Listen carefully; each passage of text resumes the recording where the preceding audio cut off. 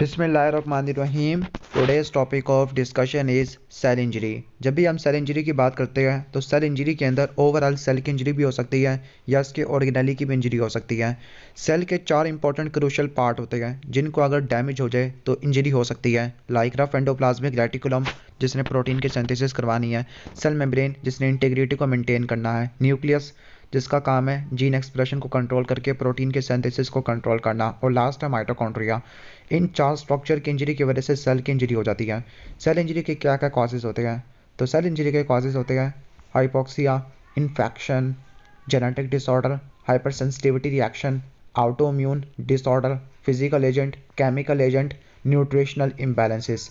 सबसे पहला एजेंट है हाइपोक्सिया। हाइपोक्सिया के अंदर होता क्या है? हाइपोक्सिया के अंदर टिश्यू की तरफ ऑक्सीजन सप्लाई कम हो जाती है। इस ऑक्सीजन सप्लाई के कम होने की वजह इस्कीमिया भी हो सकती है। इस्कीमिया का मतलब है कि किसी भी टिश्यू की तरफ ब्लड सप्लाई कम हो गई है, और इस ब्लड सप्लाई के कम होने की वजह से टिश्यू की तरफ ऑक्सीजन कम हो जाए तो इसको हाइपोक्सिया बोलते हैं। इस्कीमिया के क्या क्या कॉजेज़ हो सकते हैं? कि आपने आर्टेरियल ओक्लियन करवानी है या वीनस ओक्लियन की वजह से भी इस्कीमिया हो सकता है।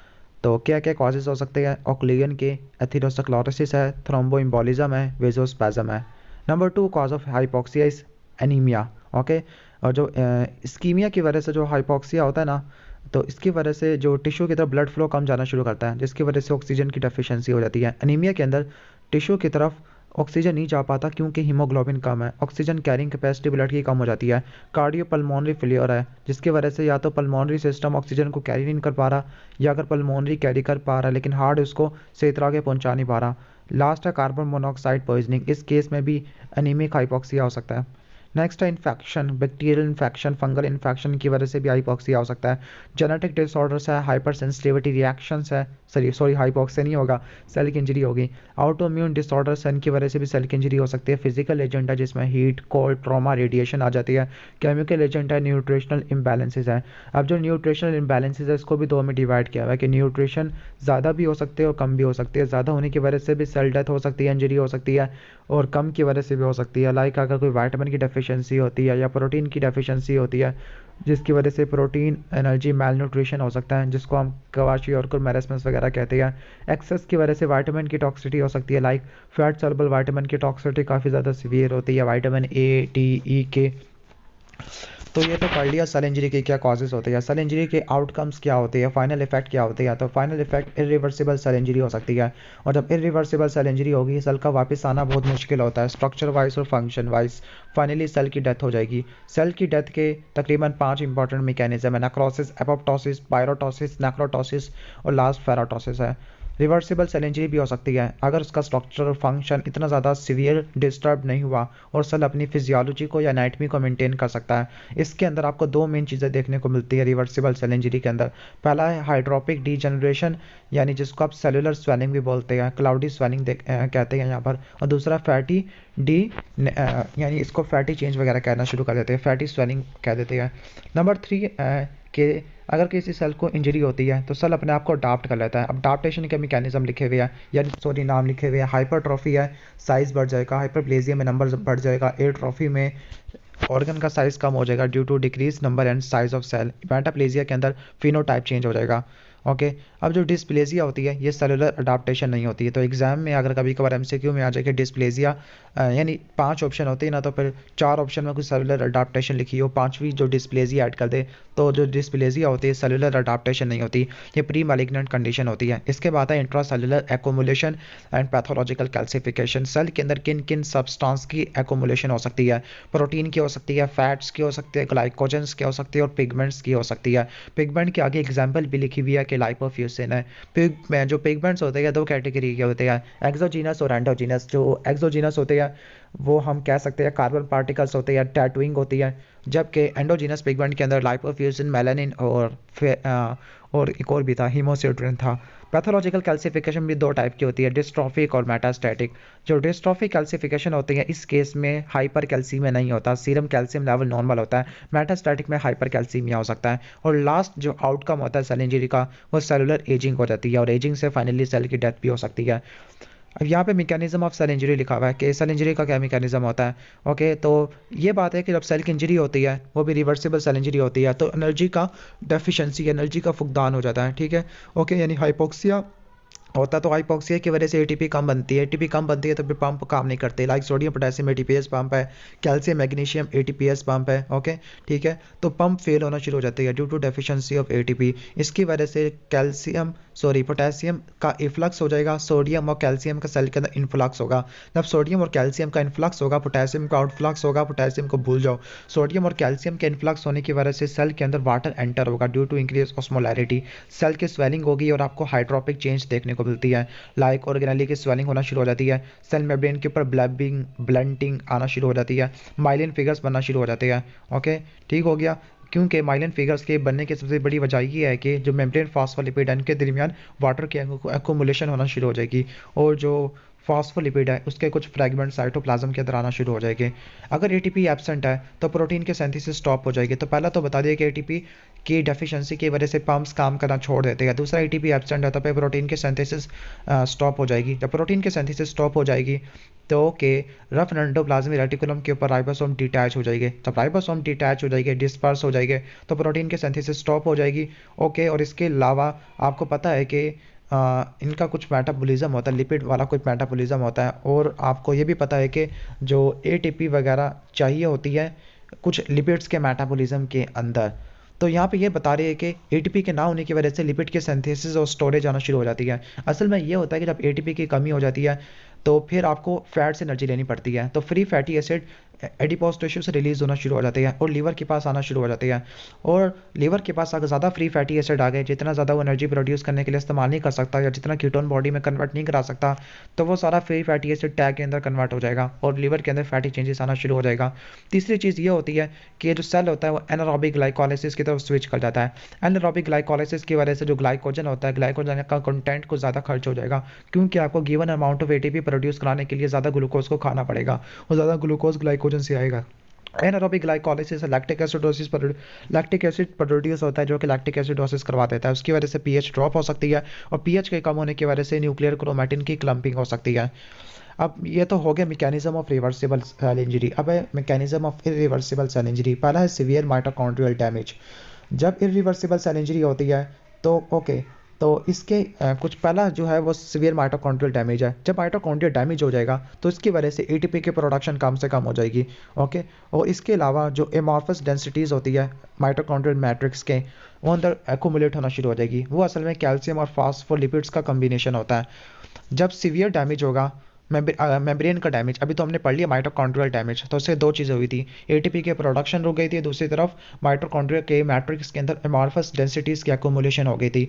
अगर मेम्ब्रेन का डैमेज होता है, स्पेसिफिकली प्लाज्मा मेम्ब्रेन का, तो परमिएबिलिटी ज़्यादा हो जाएगी, इंपॉर्टेंट इंट्रासेलुलर एंजाइम और प्रोटीन बाहर की तरफ लीक आउट कर जाएंगे, कैल्शियम का इन्फ्लक्स होगा, कैल्शियम आके डिफरेंट एंजाइम को एक्टिवेट करवा के सेल को डाइजेस्ट करवाना शुरू कर देगा। तीसरा, अगर लाइसोसोमल मेम्ब्रेन डीनेचर हो गई या रप्चर हो गया तो इस केस में लाइसोसोमल एंजाइम रिलीज हो जाएंगे। और और अगर पीएच पहले से ड्रॉप हो गई हो, यानी अगर पीएच ड्रॉप क्यों हुई थी, क्योंकि अगर एटीपी नहीं बन रही थी तो फिर लैक्टिक एसिडोसिस चल रहा था, तो फिर पीएच पहले से ड्रॉप होती है।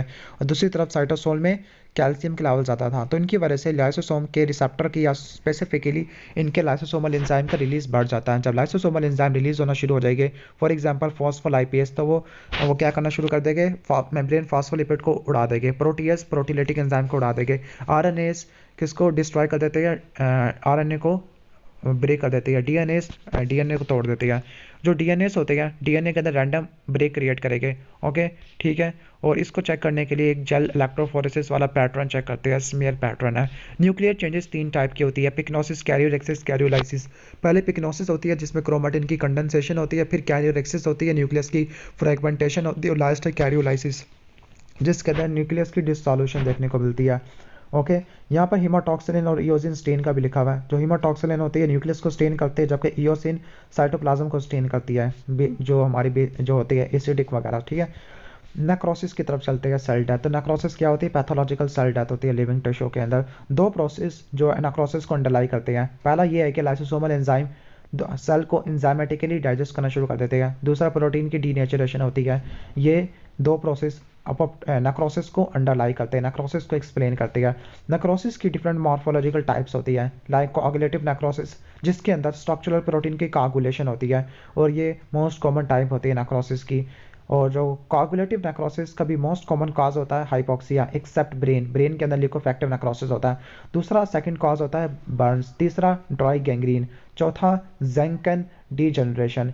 ये वो कोआगुलेटिव नेक्रोसिस होती है जो किसी मसल्स को इन्वॉल्व करती है, like rectus abdominis. For example typhoid के अंदर या टॉक्सीमिया वाली कंडीशन के अंदर कोआगुलेटिव नेक्रोसिस होती है मसल की, तो उसको बोलते हैं ज़ेंकर डीजनरेशन। हीमाटॉक्सिन या ईओसिन स्टेनिंग करते हैं तो फिर आपको ये पता चलता है कि कोआगुलेटिव नेक्रोसिस के अंदर सेल की आउटलाइन प्रिजर्व्ड है लेकिन सेल के पास न्यूक्लियस ही नहीं है। ओके, और जब न्यूक्लियस नहीं है तो जो बेसोफिलिक मटेरियल है खत्म हो गया, तो फिर इओसिनोफिलिया बढ़ जाता है due to denaturation of protein and loss of blue nucleus. जो साइटोप्लाज्म होता है इसकी ग्लासी अपीयरेंस होती है due to loss of glycogen. Cytoplasm का ऐसा लगता है कि माउथ ईटन अपीयरेंस है, क्या किसी ने खा गया साइटोप्लाज्म को पकड़ के, क्योंकि साइटोप्लाज्म के अंदर ऑर्गेनेली की डेफिशिएंसी या नज़र ही नहीं आती। ओके, सबसे ज़्यादा मोस्ट कॉमन ऑर्गन जहाँ पे कोआगुलेटिव नेक्रोसिस नज़र आती है तो वहाँ पे हार्ट है, एमआई होता है तो फिर आपको कोआगुलेटिव नेक्रोसिस देखने को मिलती है। इसके अलावा लीवर है, किडनी है, स्प्लीन है, जिनमें हाइपोक्सिया डैमेज की वजह से स्कीमिक नेक्रोसिस होती है, वो इसी मैकेनिज्म को अंडरलाई करती है। इन्फाक्शन होता है क्या? इन्फाक्शन किसी लोकलाइज्ड एरिया ऑफ नेक्रोसिस को बोलते हैं, specifically coagulative necrosis due to ischemia. जो इन्फाक्ट होते हैं ये वेज शेप या ट्राइंगुलर शेप होते हैं। अब इनको मजीद एक्सप्लेन करते हैं हीमोडायनामिक वाले चैप्टर के अंदर, लेकिन थोड़ा बहुत यहाँ पे भी पढ़ लेते हैं। जो इन्फाक्ट होते हैं दो टाइप के होते हैं, red infarct and white infarct.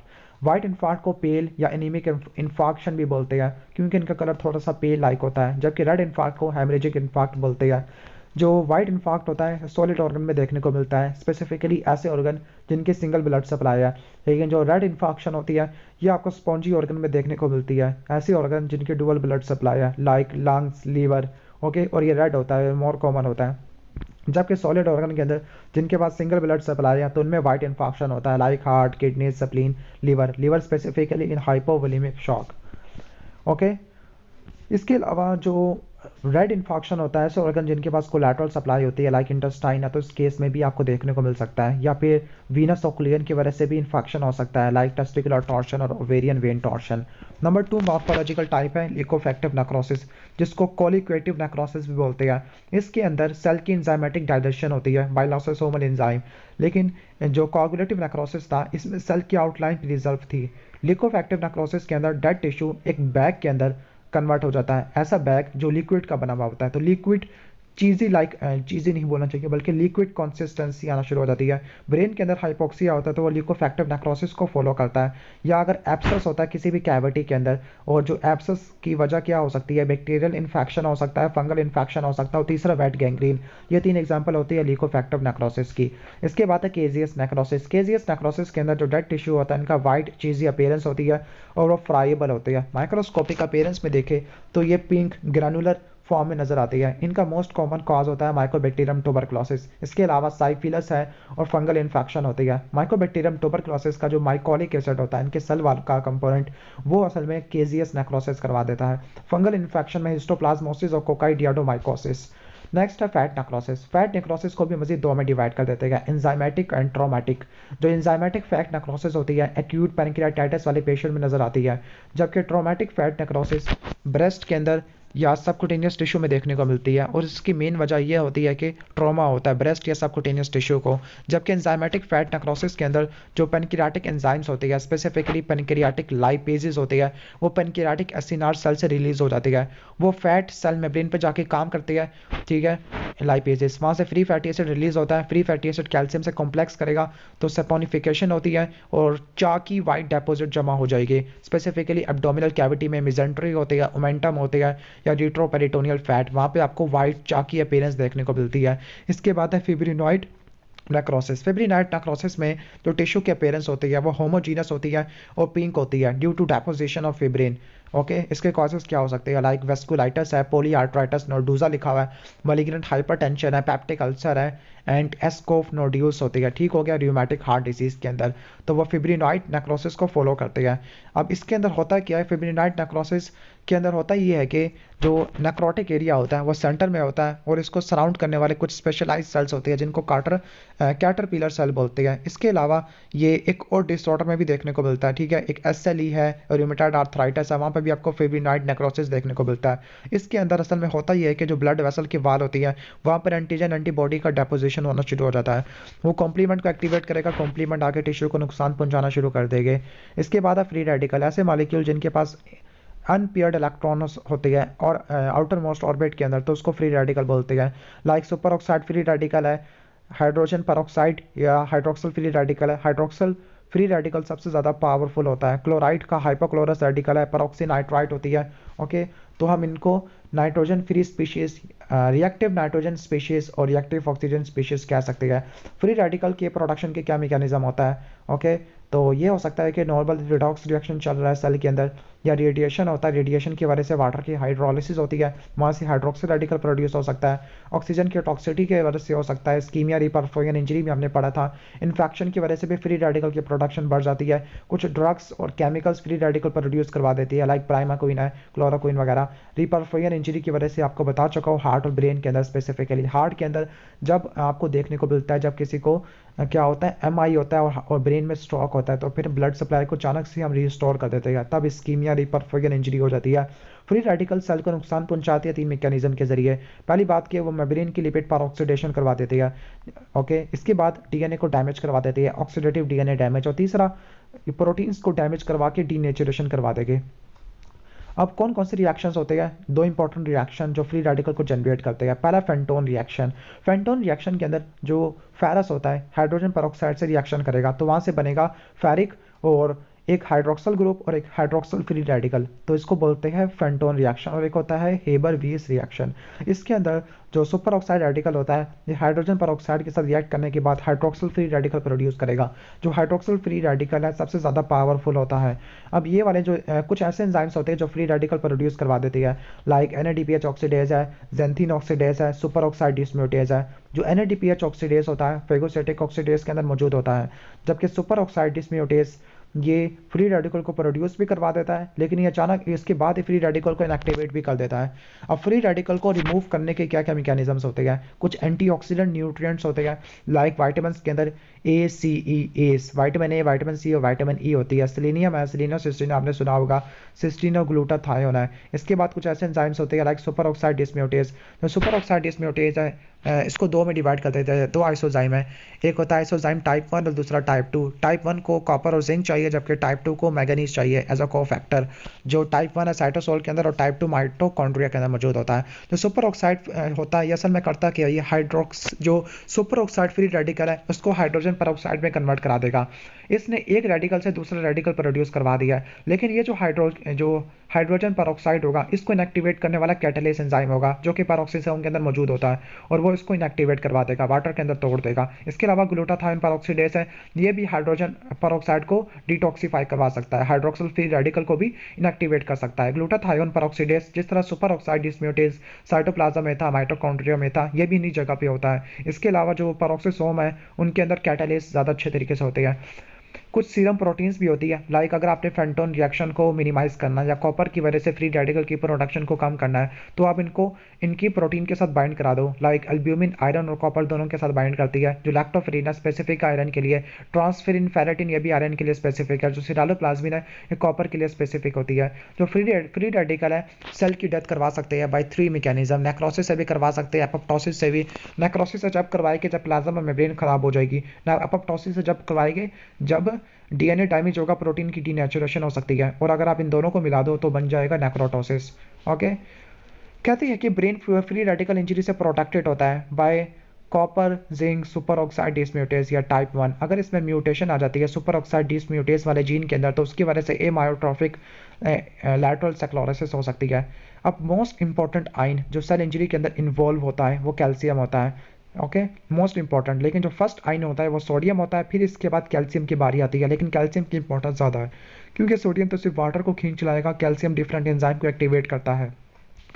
Ischaemic injury के सबसे ज़्यादा ससेप्टेबल सेंसिटिव टिश्यू न्यूरॉन होते हैं। कहते हैं कि न्यूरॉन सिर्फ 3 से लेकर 4 मिनट तक ही इस्कीमिया को बर्दाश्त करते हैं, हाइपोक्सिया को। इसके बाद कहते हैं बस मेरी जान मेरी खत्म हो गई है। इसके बाद कार्डिक मसल्स होते हैं तकरीबन आधे घंटे तक, जबकि फाइब्रोब्लास्ट कई घंटों तक और स्केलेटल मसल इससे भी ज़्यादा कर सकते होते हैं किसी भी टिश्यू में।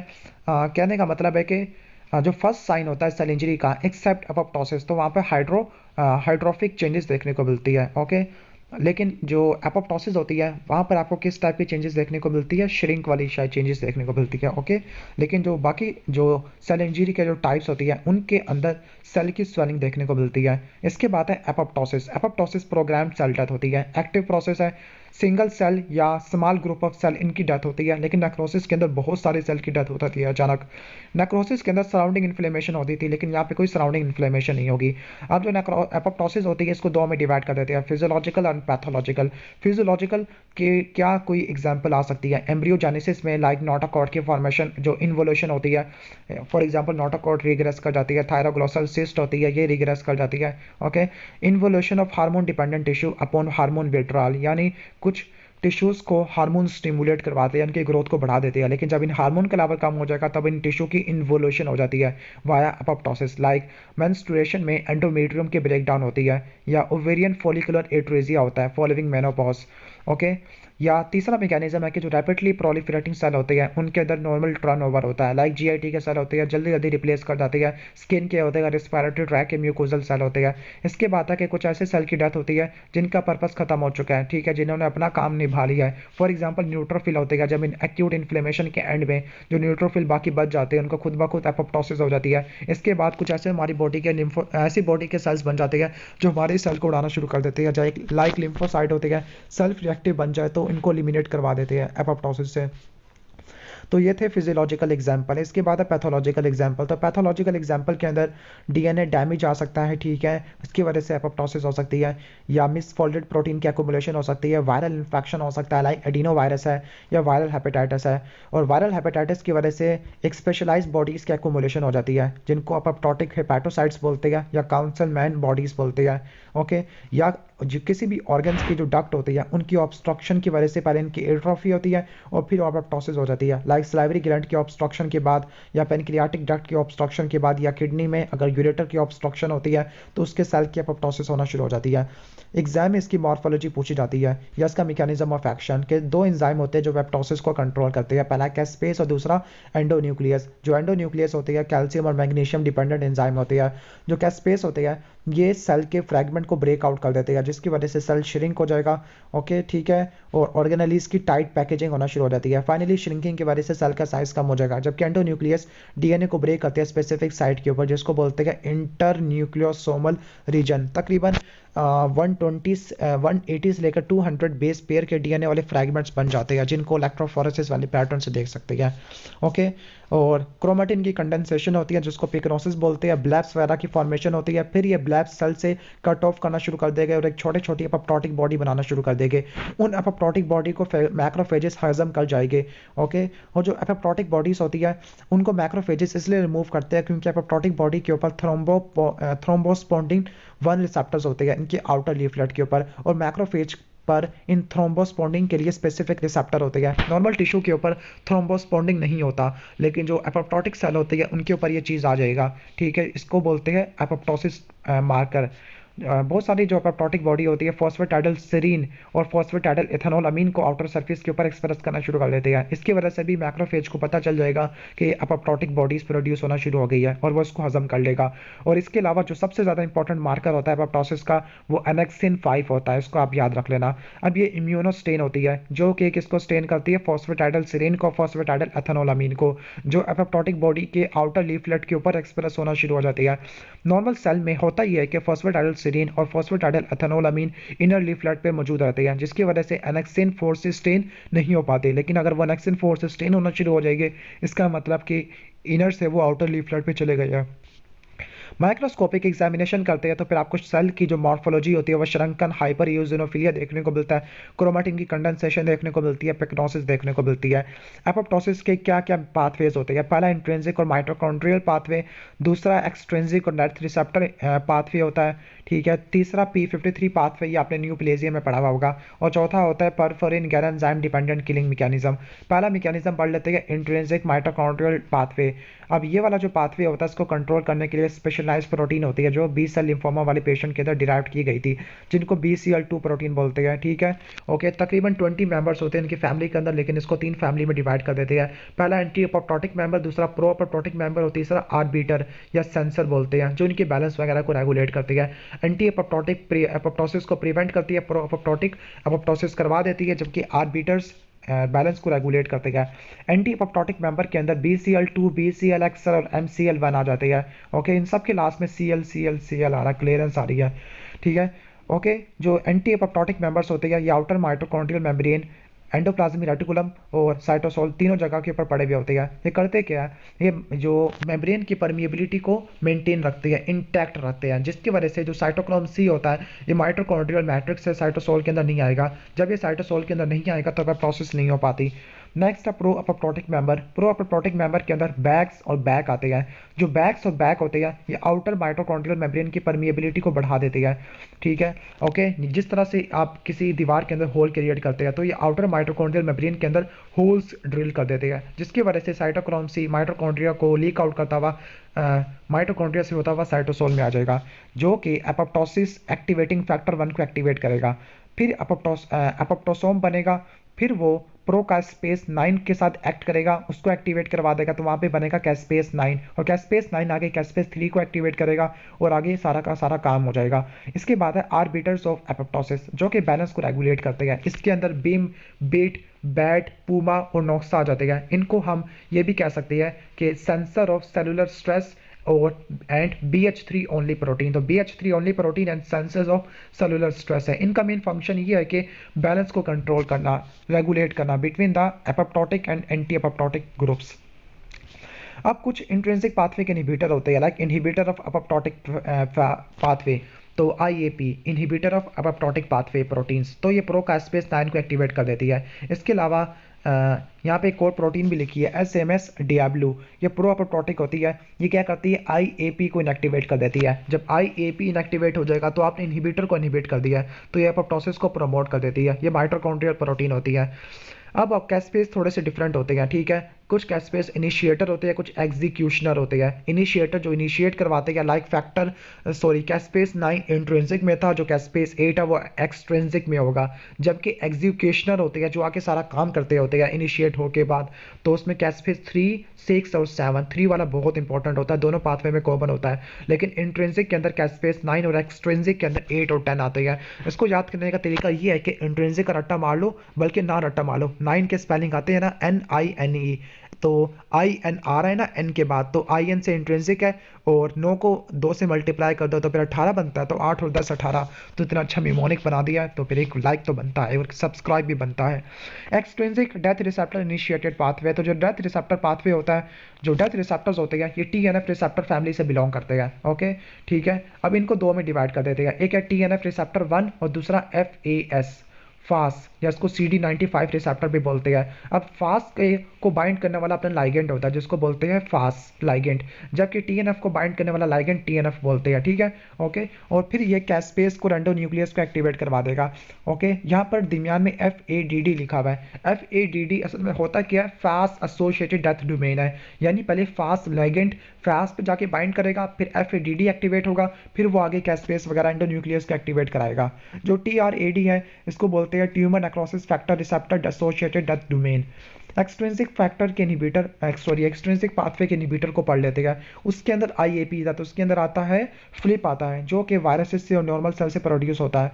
तो ये प्रो कास्पेस 8 को इनहिबिट कर देगा। इसके बाद है P53 पाथवे ऑफ एपोप्टोसिस, ये ट्यूमर सप्रेसर जीन होता है P53। ओके, और ये क्रोमोसोम 17 के P13.1 ये बैंड के भी सब बैंड के मौजूद होता है। तो इसको हम मालिक्यूलर पुलिसमैन या गार्डियन ऑफ जीनोम या क्रिटिकल गेट कीपर बोलती है, लेकिन गार्डियन ऑफ जीनोम तो आपने पढ़ा होगा। जबकि गवर्नर ऑफ प्रोलिफरेटर होता है रेटिनोब्लास्टोमा। अब ये करता क्या है, ये इमरजेंसी ब्रेक अप्लाई करता है और ये सेल साइकिल को अरेस्ट कर देता है इन G1 फेस, यानी सेल आगे G1 फेस से आगे बढ़ ही नहीं पाएगा। अगर ऐसे सेल जिनका डीएनए डैमेज होता है तो वो सेल साइकिल में एंटर होते हैं, तो फिर डीएनए के डैमेज को सेंस करने वाले सेंसर्स होते हैं वो एक्टिवेट हो जाते हैं, लाइक एटीएम एंड रैट। फिर ये करते क्या, ये सेंसर ट्रांसड्यूसर्स को एक्टिवेट करते हैं, लाइक CHA की काइनेस फैमिली। फिर उससे P53 एक्टिवेट होगा। P53 P21 को रिकरेक्टमेंट करवाता है, जो कि साइक्लिन और साइक्लिन डिपेंडेंट काइनेस को इनहिबिट करवा देती है। P21 G1 की अरेस्ट करवा देगा, जिसकी वजह से P53 ओके डीएनए के डैमेज को एसेस करेगा कि अगर डीएनए का डैमेज कैसा है। अगर डीएनए का डैमेज रिलेटिवली कम है तो डीएनए रिपेयर मैकेनिज्म को एक्टिवेट करवा देगा, स्पेसिफिकली GADD45 इसकी रिकरेक्टमेंट करवा देगा, जिसकी वजह से डीएनए रिपेयर हो जाएगा। लेकिन अगर कुछ ज़्यादा डीएनए डैमेज हो गए हैं तो ये एपोप्टोसिस को इंड्यूस करवा देगा by mitochondrial pathway, by Bax and Bak. Okay, जो P53 की हाफ लाइफ होती है 20 मिनट्स होती है। ओके, और यहाँ पे कुछ वर्ड्स लिखे हुए MDMX एंड MDM2। ओके, अब P53 की अगर लॉस हो जाती है, इसकी लॉस ऑफ फंक्शन म्यूटेशन हो जाती है दोनों एलील्स की, तो उसकी वजह से लाइफ-रोमैनी सिंड्रोम हो जाएगा। इसको आपने न्यूप्लेजिया के अंदर पढ़ा होगा, लाइफ-रोमेंस है, ठीक है, जिसकी वजह से कार्सिनोमा होने के चांसेस, सार्कोमा और लिम्फोमा होने के चांसेस काफ़ी बढ़ जाते हैं। ओके, यानी जो ह्यूमन कार्सिनोमा के अंदर मोस्ट कॉमन म्यूटेटेड जीन होता है P53, ट्यूमर सप्रेसर जीन है। लास्ट पाथवे एपोप्टोसिस का, उसका नाम है परफोरिन गैर-एंजाइम डिपेंडेंट किलिंग। अब ये वाला पाथवे नेचुरल किलर सेल और साइटोटॉक्सिक टी सेल यूज़ करते हैं, जिनको CD8 सेल बोलते हैं। अब ये करते क्या, ये टारगेट सेल की एपोप्टोसिस को इंड्यूस करवा देते हैं। ऐसे सेल जो वायरल इन्फेक्टेड होते हैं या ट्यूमर सेल होते हैं, उनके अंदर एपोप्टोसिस को स्टिमुलेट करवा देते हैं।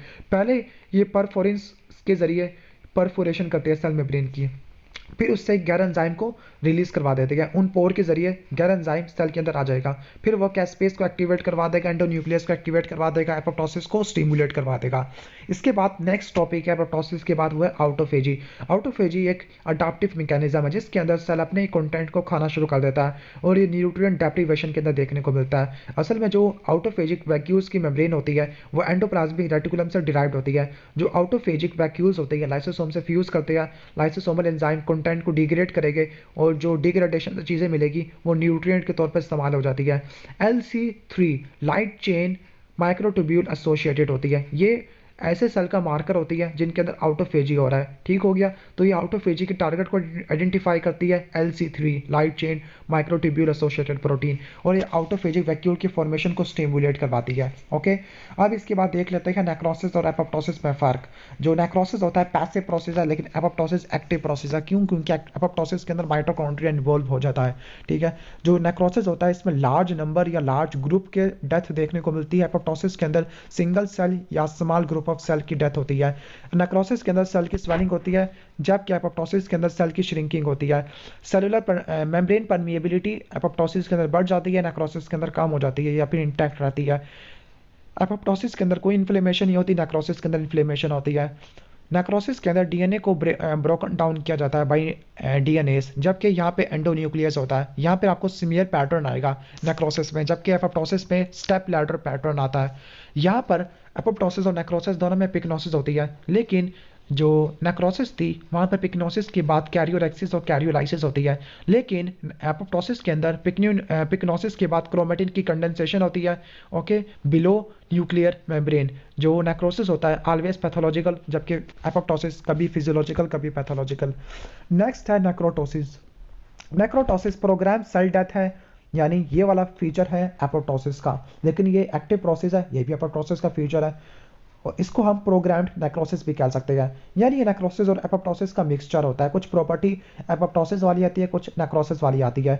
ये स्टार्ट बिल्कुल वैसे ही आता है जैसे एक्सट्रिंसिक पाथवे है, लाइक TNF1 रिसेप्टर पर जाके बाइंड करेगा, मल्टी प्रोटीन कॉम्प्लेक्स एक्टिवेट होगा जिसको बोलते हैं नेक्रोसोम। जो नेक्रोसोम की एग्जांपल दी हुई है RIP1, RIP3 एंड प्रोकास्पेस 8। RIP होता है रिसेप्टर इंटरैक्टिंग प्रोटीन काइनेसिस, फिर इससे नेक्रोसोम एक्टिवेट होगा। ओके, इसके यहाँ पे ये कह रही है कि जो प्रोकास्पेस होता है ना, 8 इज नॉट एक्टिवेटेड, प्रोकास्पेज 8 के एक्टिवेट होने के बजाय नेक्रोसोम एक्टिवेट होगा। उसकी वजह से सेल की मेटाबॉलिक अल्टरेशन होना शुरू हो जाएगी, लाइक एटीपी की डेफिशिएंसी हो जाएगी, आरओएस की प्रोडक्शन ज़्यादा हो जाएगी। जब आरओएस की प्रोडक्शन ज़्यादा हो जाएगी तब डीएनए और प्रोटीन का डैमेज हो जाएगा, मेम्ब्रेन डैमेज हो जाएगा। ओके, मेम्ब्रेन की परमिबिलिटी ज़्यादा हो जाएगी, सेल के कंटेंट लीक होना शुरू हो जाएंगे। यानी ये स्टार्ट होता है एपोप्टोसिस जैसा लेकिन खत्म होता है नेक्रोसिस जैसा। ठीक है, तो एपोप्टोसिस और नेक्रोसिस दोनों को मिला के कहते हैं।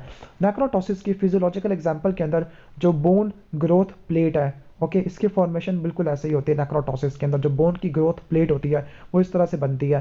पैथोलॉजिकल के अंदर स्टीटोहेपेटाइटिस है, एक्यूट पेनक्रियाटाइटिस है, इस्कीमिक रीपॉर्फियन इंजरी है और न्यूरोडीजनरेटिव डिसऑर्डर्स होते हैं लाइक अल्जाइमर, पार्किंसन है। इसके बाद है पायरोटोसिस। पायरोटोसिस एक्टिव प्रोसेस है, डैट मीन्स ये एपोप्टोसिस को इंडिकेट कर रहा है। प्रोग्राम्ड एपोप्टोसिस है। इसको पायरोप्टोसिस इसलिए कहते हैं क्योंकि पायरोजन की वजह से इंड्यूस्ड होता है। लाइक पायरोजन को हम कह सकते हैं ऐसे एजेंट जो फीवर करवा देते हैं। ओके, ठीक है। अब यहाँ पर लिखा हुआ है कि कैसे स्टिमुलेट होगा, like receptor of innate immunity है। ओके, यानी इनेट इम्यून सिस्टम के रिसेप्टर ने माइक्रोबियल प्रोडक्ट को सेंस किया, इन्फ्लेमोसोम की एक्टिवेशन हुई है जो कि मल्टी प्रोटीन प्रोडक्ट होता है, उसने कैस्पेस को एक्टिवेट करवाया, इतना बड़ा कैस्पेस था। उसने ट्यूमर आगे TL1 वगैरह को एक्टिवेट कराया जिसने फीवर और इन्फ्लेमेशन वगैरह करवा दी है। Tumour necrosis factor alpha, interleukin 1 ये बता रही है, यहाँ पे इंटरल्यूकिन 1 का लिखा हुआ है, तो इंटरल्यूकिन 1 की वजह से फीवर और इन्फ्लेमेशन हो जाती है। ओके, यहाँ पर कह रही है कि जो कैस्पेस ए है, सॉरी कैस्पेस 1 और कैस्पेस 2 ये सेल डेथ को इंड्यूस कराते हैं बिल्कुल नेक्रोसिस की तरह, लेकिन स्टार्ट बिल्कुल एपोप्टोसिस वाला हो रहा है और फीचर्स भी एपोप्टोसिस वाले हैं। अब बहुत इंपॉर्टेंट टॉपिक की तरफ आ गए हैं, वो है cellular adaptation. Cellular adaptation different type की होती है। हाइपरट्रॉफी के अंदर सेल का साइज बढ़ जाता है और सेल के साइज बढ़ने की वजह से ऑर्गन ऑफ साइज बढ़ जाएगा, फंक्शनल कैपेसिटी बढ़ जाती है। जो साइज बढ़ने की सबसे बड़ी वजह यह है कि प्रोटीन की सिंथेसिस और ऑर्गेनेली की सिंथेसिस बढ़ जाती है। कॉज क्या हो सकता है, फंक्शनल डिमांड बढ़ गई है या ग्रोथ फैक्टर या हार्मोनल स्टिमुलेशन हुई है, तब हाइपरट्रॉफी होती है। ये फिजियोलॉजिकल भी हो सकती है, पैथोलॉजिकल भी हो सकती है। फिजियोलॉजिकल के अंदर जो ग्रेविड यूट्रस है उसका साइज हाइपरट्रॉफी की वजह से बढ़ता है एज कम्पेयर टू हाइपरप्लेजिया। वैसे दोनों ही चीज़ें होती है लेकिन ज़्यादा प्रीडोमिनेंट हाइपरट्रॉफी होती है। स्केलेटल मसल इन वेट लिफ्टर वहाँ पे हाइपरट्रॉफी होती है। लैक्टेटिंग ब्रेस्ट इन वो भी बढ़ते हैं, साइज बढ़ता है ड्यू टू हाइपरट्रॉफी। पैथोलॉजिकल में हार्ट की जो हाइपरट्रॉफी होती है, left ventricular hypertension due to left ventricular hypertrophy होती है हाइपरटेंशन की वजह से या एयोर्टिक वाल्वुलर डिजीज की वजह से हो सकती है, लाइक एयोर्टिक रिगर्जिटेशन है। ओके, और यहाँ पर लिखा है कि इसका मैकेनिज्म बता रही है कि जो हाइपरट्रॉफिक हार्ट होता है जिसके अंदर हाइपरट्रॉफी हो गई है उसके अंदर मायोसिन के डिफरेंट आइसोफॉर्म होना शुरू हो जाती है। लाइक ऐसा टिश्यू जिसके अंदर हाइपरट्रॉफी हुई है उसके अंदर कॉन्ट्रैक्टाइल प्रोटीन का स्विच होना शुरू हो जाता है। लाइक वो प्रोटीन अडल्ट से फीटल फॉर्म में रिप्रेजेंट करना शुरू कर देती है। लाइक अल्फा मायोसिन एक्सप्रेस करने के बजाय बीटा मायोसिन की प्रोडक्शन बढ़ जाती है जो कि स्लोअर और इनर्जेटिकली इकोनॉमिकल कॉन्ट्रैक्शन प्रोवाइड करता है। स्लो और इनर्जेटिकली इकोनॉमिकल, कम एनर्जी खाते हुए ज़्यादा कॉन्ट्रैक्शन प्रोवाइड करेगा, यानी अल्फा से बीटा के अंदर कन्वर्जन हो जाती है। Next adaptation hyperplasia. हाइपरप्लेजिया के अंदर सेल का नंबर बढ़ जाएगा जिसकी वजह से ऑर्गन का साइज बढ़ जाएगा, फंक्शनल कैपेसिटी बढ़ जाती है। फिजियोलॉजिकल और पैथोलॉजिकल दोनों टाइप का होता है। फिजियोलॉजिकल के अंदर हार्मोनल और कंपनसेटरी। हार्मोनल ब्रेस्ट के अंदर देखने को मिलता है ड्यूरिंग प्रेगनेंसी एंड प्यूबर्टी, जबकि कंपनसेटरी लीवर के अंदर जब लीवर के कुछ पार्ट को ले लेते हैं for the regeneration purpose, transplantation purpose. Pathological में एक्सेसिव हार्मोनल या ग्रोथ फैक्टर स्टिमुलेशन होती है लाइक एंडोमेट्रियल हाइपरप्लेजिया या बिनाइन प्रोस्टैटिक हाइपरप्लेजिया। ओके, तो जो एंडोमेट्रियल हाइपरप्लेजिया या एक्सेसिव एस्ट्रोजन की वजह से होती है जबकि मेल में ज़्यादा एंड्रोजन की वजह से बिनाइन प्रोस्टैटिक हाइपरप्लेजिया हो सकती है। ये BPH है ना कि BHP। जो पैथोलॉजिकल हाइपरप्लेजिया और परसिस्टेंट मेटाप्लेजिया या डिस्प्लेजिया करवाता है। डिस्प्लेजिया से कार्सिनोमा इन situ होता है, कार्सिनोमा इन situ से फाइनली कार्सिनोमा हो जाएगा। ओके, जैसे यहाँ पे लिखा कि एंडोमेट्रियल हाइपरप्लेजिया से कार्सिनोमा हो जाएगा, लाइक जो एंडोमेट्रियल एडिनो कार्सिनोमा होता है वो एंडोमेट्रियल हाइपरप्लेजिया की वजह से हो सकता है। ठीक हो गया। इसके बाद चलती है एट्रॉफी। एट्रॉफी के अंदर सेल का साइज और सेल के नंबर कम होने की वजह से ऑर्गन का साइज कम हो जाएगा, फंक्शनल कैपेसिटी कम हो जाती है। जो साइज कम होने की वजह ये होती है कि प्रोटीन और ऑर्गेनेली का लॉस देखने को मिलता है। कॉज क्या हो सकती है, डिक्रीज वर्कलोड है, वर्कलोड कम से कम था, नर्व सप्लाई खत्म हो गया, ब्लड सप्लाई कम हो गया, न्यूट्रिशन इनएडिक्वेट थी, हार्मोनल स्टिमुलेशन खत्म हो गई है, एजिंग है जिसको सिनाल एट्रॉफी बोलते हैं। एट्रॉफिक सेल को देखें तो उनके अंदर क्या मैकेनिज्म होता है एट्रॉफी का, तो एट्रॉफी का मैकेनिज्म होता है प्रोटीन की सिंथेसिस को कम कर देना, प्रोटीन की डिग्रेडेशन को बढ़ा देना बाय यूबिक्यूटिन प्रोटियोसोम सिस्टम, और जो लास्ट पाथवे है वो है ठीक है, आउटोफेजी। तो ये 3 मैकेनिज्म होते हैं जो एट्रोफी करवा देते हैं। अब इसके एग्जांपल है ब्राउन एट्रोफी ऑफ हार्ट, उसके अंदर एट्रोफी मैकेनिज्म देखने को मिलता है, प्लस लाइपोफ्यूजन की एक्यूमुलेशन होना शुरू हो जाती है जो कि वेयर एंड टियर पिगमेंट होते हैं। नेक्स्ट है मेटाप्लेजिया। मेटाप्लेजिया के अंदर जो एक अडल्ट सेल टाइप होता है वो दूसरे अडल्ट सेल टाइप से रिप्लेस हो जाता है। ओके, बिकॉज जो दूसरा सेल टाइप होता है वो अच्छे तरीके से सर्वाइव कर सकता है फॉर न्यू इन्वायरमेंटल कंडीशन। ये स्टेम सेल की रिप्रोग्रामिंग की वजह से होता है, यानी स्टेम सेल कुछ नए सेल बनाना शुरू कर देते हैं। Like columnar to squamous metaplasia, ये स्मोकर्स के अंदर और विटामिन ए की डेफिशिएंसी की वजह से देखने को मिलता है, लाइक रिस्पिरेटरी ट्रैक के अंदर देखने को मिलता है। इसके अंदर जो रिस्पिरेटरी ट्रैक का प्रोटेक्टिव फंक्शन है वो खत्म हो जाता है। स्क्वेमस टू कॉलमनर मेटाप्लेजिया ये बैरेट इसोफेगस में देखने को मिलता है, like in patient of gastro-oesophageal reflux disease. और last time mesenchymal metaplasia. Mesenchymal metaplasia के अंदर बोन की फॉर्मेशन होना शुरू हो जाती है in soft tissue in foci of injury, और इसको बोलते हैं मायोसाइटस ओसिफिकेंस, यानी मसल के टिश्यू के अंदर, सॉफ्ट टिश्यू के अंदर बोन की ग्रोथ होना शुरू हो गई है। और जो स्टेन हम यूज़ करते हैं उसका नाम है मियोसिन। इसके बाद आई थिंक लास्ट टॉपिक होगा इस चैप्टर का, उसका नाम है intracellular accumulation and pathological calcification. इसके बाद एजिंग भी है। तो पैथोलॉजिकल कैल्सिफिकेशन को पढ़ते हैं तो पैथोलॉजिकल कैल्सिफिकेशन 2 टाइप की होती है। कैल्सिफिकेशन का मतलब है कि डेपोजिशन ऑफ कैल्शियम। एक होती है फिजियोलॉजिकल जो नॉर्मल होती है बोन्स के ऊपर, लेकिन पैथोलॉजिकल होती है जो एबनॉर्मल होती है। डिस्ट्रॉफिक और मेटास्टेटिक। जो डिस्ट्रॉफिक होती है डेड और डैमेज टिश्यू में देखने को मिलती है, मेटास्टैटिक नॉर्मल टिश्यू में देखने को मिलती है। डिस्ट्रॉफिक कैल्सिफिकेशन में सीरम कैल्शियम लेवल नॉर्मल होता है, मेटास्टैटिक कैल्सिफिकेशन में सीरम कैल्शियम लेवल बढ़ जाता है। ओके, यानी कैल्शियम का मेटाबॉलिज्म डिस्ट्रॉफिक के अंदर नॉर्मल होता है, मेटास्टैटिक के अंदर एबनॉर्मल होता है। वजह क्या होती है? डेड पैरासाइट की वजह से हो सकता है, नेक्रोटिक एरियाज की वजह से हो सकता है, डैमेज हार्ट वेल्व्स की वजह से हो सकता है, लाइक रियूमेटिक हार्ट डिजीज है। जबकि जो मेटास्टैटिक कैल्सिफिकेशन है वो उसका मेन कॉज होता है हाइपर कैल्सीमिया, और इसकी साइट होती है alveolar septa of lungs, kidney, gastric mucosa, wall of systemic artery, pulmonary veins. Okay, जबकि उसकी साइट्स ब्लड वेसल्स लिखी हुई है जहाँ पे एथेरोस्क्लेरोटिक प्लैक्स होता है या दूसरी कैल्सिफिकेशन वगैरह पैटर्न देखने को मिलता है। अब हाइपर कैल्सीमिया के क्या क्या रीजंस हो सकते हैं?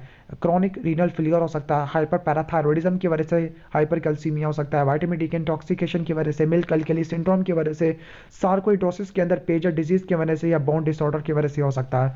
अब कैल्सिफिकेशन चाहे डिस्ट्रॉफिक हो चाहे मेटास्टैटिक हो, तो यहाँ पे स्पेशलाइज्ड 2 टाइप की बॉडीज बनना शुरू हो जाती है। एक होते बोलते हैं सैमोमा बॉडी, और दूसरे को एस्बेस्टोस बॉडी बोलते हैं। जो एस्बेस्टोस बॉडी होती है लंग्स के अंदर बनती है, जबकि psammoma body papillary cancer of thyroid के अंदर देखने को मिलती है। ओके, अब कहती है कि जो कैल्सिफिकेशन होती है तमाम बॉडी के माइटोकॉन्ड्रिया, यानी तब तमाम सेल्स होते हैं उनके माइटोकॉन्ड्रिया में स्टार्ट होती है, सिवाय किडनी के। जहाँ क्योंकि किडनी के अंदर जो कैल्सिफिकेशन होती है वो माइटोकॉन्ड्रिया से स्टार्ट नहीं होती, बल्कि इनकी बेसमेंट मेम्ब्रेन से स्टार्ट होती है। कैल्शियम कोई डेपोजिशन को या कैल्सिफिकेशन को चेक करने के लिए स्टेन यूज करते हैं, लाइक वोन कोसा स्टेन जो ब्लैक होती है, और एल्जारिन रेड जो रेड होती है। आई थिंक किसी काम करेगा। इंट्रासेलुलर एक्युमुलेशन की तरफ चलते हैं, प्रोटीन की, फैट की और कार्बोहाइड्रेट की एक्युमुलेशन हो सकती है। प्रोटीन के अंदर रसल बॉडीज की एक्युमुलेशन हो सकती है in plasma cell in MM. अब आपने बताना कि एमएम होता क्या है, ठीक है? ओके, मल्टीपल माइलोमा को बोलते हैं, ठीक हो गया? रसल बॉडीज प्लाज्मा सेल के कैंसर को बोलते हैं। जबकि रिजॉर्प्शन ड्रॉपलेट्स लिखे हुए in proximal convoluted tubule in case of nephrotic syndrome. अब फैट की देख लेते हैं, तो फैटी लीवर के अंदर ट्राइग्लिसराइड की एक्युमुलेशन हो सकती है, जबकि ज़ैंथोमा और एथेरोस्क्लेरोटिक प्लैक के अंदर कोलेस्ट्रॉल की डेपोजिशन हो जाती है। ग्लाइकोजन की डेपोजिशन होती है ग्लाइकोजन स्टोरेज डिजीज के अंदर, और किडनी के प्रोक्सिमल कन्वोल्यूटिव ट्यूब्यूल के अंदर देखने को मिल सकती है, like in patient presented with diabetes mellitus, और इसकी वजह से आर्मेनी एप्स्टीन लीजन्स हो सकती है। वैसे ये स्पेशल पैथोलॉजी के अंदर चीज़ लिखी हुई है। इसके बाद है पिगमेंट्स। तो पिगमेंट्स एक्सोजीनस और एंडोजीनस दोनों हो सकते हैं, लेकिन यहाँ पे उन्होंने लाइपोफ्यूजन को एक्सप्लेन किया हुआ, हीमोसिट्रिन को एक्सप्लेन किया हुआ। ओके, तो जो लाइपोफ्यूजन होता है, लाइपोक्रोम पिगमेंट होता है, ब्राउन इन कलर होता है, येलो ब्राउन इन कलर होता है। इसको पिगमेंट ऑफ एजिंग भी बोलते हैं, वेयर एंड टियर पिगमेंट भी बोलते हैं। असल में ये फ्री रेडिकल इंजरी के साइन को इंडिकेट करवाता है। तो ये लाइसोसोम में पेरी न्यूक्लियर इन पोजिशन में होता है। दूसरा है हीमोसिट्रिन, आयरन कंटेनिंग पिगमेंट है, और इसके लिए जो स्टेन्स होती है वो प्रूजियन ब्लू होती है। हीमोटॉक्सिन स्टेन में देखें तो ये गोल्डन ब्राउन इन कलर होता है। तो ये आयरन ओवरलोड वाली कंडीशन में अकोमुलेट होना शुरू हो जाता है, लाइक हीमोलिटिक अनीमिया के अंदर, हीमाटोमा वाले केस के अंदर, या हीमोक्रोमेटोसिस या हीमोसिट्रोसिस के अंदर। लास्ट टॉपिक है उसका नाम है सेलुलर एजिंग। सेलुलर एजिंग के थोड़े बहुत पढ़ने से पहले आपको ये पता होना चाहिए कि टीलोमेयर क्या होते हैं। हर क्रोमोसोम के कुछ एंड्स होते हैं जिनके साथ क्रोमोसोम अटैच होता है टू द न्यूक्लियर मेम्ब्रेन, यानी वो क्रोमोसोम के एंड्स जिससे क्रोमोसोम न्यूक्लियर मेम्ब्रेन से अटैच होता है तो उसको टीलोमेयर बोलते हैं। इनको बायोलॉजिकल क्लॉक्स भी बोलते हैं क्योंकि हर सेल डिवीजन के साथ टीलोमेयर शॉर्ट होना शुरू हो जाती है, और जब टीलोमेयर एक क्रिटिकल लिमिट से शॉर्ट हो जाती है तो फिर सेलुलर इंसेनेसेंस आ जाती है, यानी cell terminal non dividing state के अंदर चला जाता है। तो टीलोमेरेस होती है, ये टीलोमेयर की लेंथ को मेंटेन करती है। सोमैटिक सेल के अंदर मौजूद नहीं होता बल्कि ये स्टेम सेल, जर्म सेल, एम्ब्रियोनिक्स और कैंसर सेल के अंदर मौजूद होता है। टीलोमेयर की लेंथनिंग की वजह से कार्सिनोजेनेसिस हो जाता है, और जो 90% कैंसर होते हैं इनके अंदर टीलोमेरेस एंजाइम होता है क्योंकि टीलोमेयर को बनाता रहेगा और वह सेल डिवाइड करता रहेगा। एक सिंड्रोम का नाम लिखा हुआ है वर्नर सिंड्रोम। वर्नर सिंड्रोम में प्री मेच्योर एजिंग हो जाती है due to deficiency of enzyme DNA helicase, जो कि डीएनए की अनबाइंडिंग करता है फिर इनको दोबारा से जोड़ देता है। ओके, कहते हैं कि अगर आप कैलोरी की रिस्ट्रिक्शन करोगे, कम खाओगे तो फिर आप ज़्यादा देर तक या ज़्यादा अरसे तक रहोगे, क्योंकि कैलोरी को रिस्ट्रिक्ट कर दोगे तो उसकी वजह से सिरचुइन्स एक प्रोटीन्स होती है उनकी एक्सप्रेशन बढ़ जाती है। दूसरी तरफ इंसुलिन लाइक ग्रोथ फैक्टर की सिग्नलिंग कम हो जाती है, जिसकी वजह से सेल की ग्रोथ कम से कम होती है, सेलुलर मेटाबॉलिज्म कम से कम होता है, सेल का डैमेज भी कम से कम होता है। तो तभी ये कहती है कि कम खाओ, सुथरा खाओ, जिसकी वजह से जिंदा रहोगे। तो सिरचुलिन्स या सिरचुइन्स है, पता नहीं इसको सही प्रोनाउंस कर रहा हूँ या नहीं कर पा रहा हूँ, तो माजरत। ये एनएडी डिपेंडेंट प्रोटीन होती है, ये डी एसिटाइलिसिस वगैरह इनको बोल देते हैं। ये सेल के अंदर डिफरेंट कंपोनेंट के अंदर डिस्ट्रीब्यूटेड होती है। इनके 7 डिफरेंट टाइप्स होते हैं जिनको बोलते हैं SIR 1 to 7। ये क्या करती है, फ्री रेडिकल डैमेज को प्रिवेंट कर देती है, एपोप्टोसिस को मिनिमाइज कर देती है, प्रोटीन की फोल्डिंग को प्रमोट करती है, सेल के मेटाबॉलिज्म को इनहिबिट कर देती है, जिसकी वजह से इन्हीं 4 मैकेनिज्म की वजह से जो सेल की लाइफ बढ़ जाती है। ओके, तो ये एजिंग में, डायबिटीज मेलाइटिस में और कहते हैं कैंसर के साथ एसोसिएटेड होती है, और कहती है कि जो सिरचुलिन और लाइपोफ्यूजन ये एजिंग के को इंडिकेट करते हैं। ठीक हो गया। ओके, इसके बाद टिश्यू की प्रोसेसिंग है जो आई थिंक हमारे किसी काम के नहीं है। टिश्यू की प्रोसेसिंग लिखी हुई है और स्टेन्स वगैरह लिखे हुए हैं, म्यूसिन्स है। ओके, आई थिंक ये इतना ही था हमारा टॉपिक। अगर आपको वीडियो अच्छी लगी है, जिसने पूरे पौने घंटे अगर वीडियो देखी है तो प्लीज़ वो कमेंट कर दे, और मैं उसका बहुत ज़्यादा शुक्रगुजार होगा जिसने पूरे पौने घंटे वीडियो देखी है। ओके, अगर आपको ये नोट्स चाहिए तो मैंने कम्युनिटी टैब के अंदर शेयर किए हुए थे, तो आप उस कम्युनिटी टैब का ढूंढ लेना हमारे चैनल के ऊपर जहाँ पे मैंने नोट्स शेयर किए हुए थे, क्योंकि अभी मेरे पास टाइम नहीं है इनके लिंक PDF का जो लिंक होता है डिस्क्रिप्शन में या कमेंट्स में डालने को, तो प्लीज़ PDF ना मांगना बल्कि कम्युनिटी टैब में चले जाना, खुद थोड़ा बहुत ढूंढ लेना इसी चैनल की कम्युनिटी टैब के अंदर। वीडियो अच्छी लगी है तो वीडियो को लाइक कर देना, चैनल पर नहीं हो तो सब्सक्राइब कर देना।